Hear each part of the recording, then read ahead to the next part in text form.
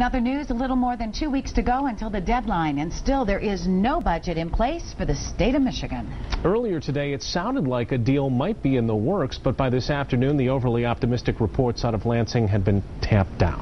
24-hour News 8 political reporter Rick Elvin back from Lansing now to give us this give-and-take story that's been going on there. You know, it sounded this morning pretty optimistic, a little too optimistic, actually. The short story is right now there is not an agreement, but it does appear that cuts passed by the Senate earlier this year may have a better chance of getting consideration by the House than previously thought. A round of cuts that would impact most areas of the general fund budget may be taken up by the House, maybe this week, but that is far from the end of the story. There's still some open ends that we need to resolve before I would say we have a deal.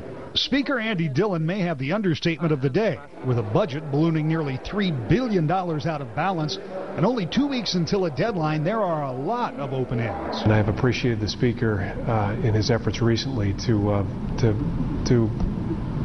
agree upon a process that would take the Senate budget plan and move it forward. With the proposed cuts as the targets for our agreement.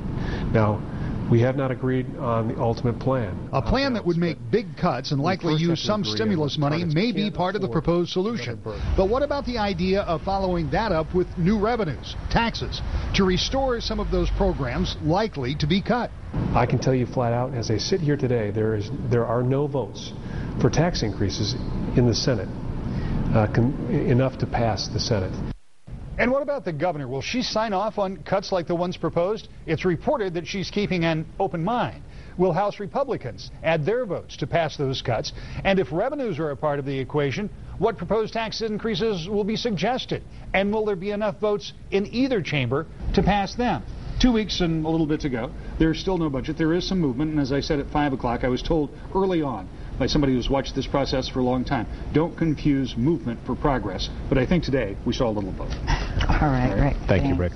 Coming up in just a few minutes, we're going to take a look at how this delayed state budget is leading to cuts at some schools here in West Michigan.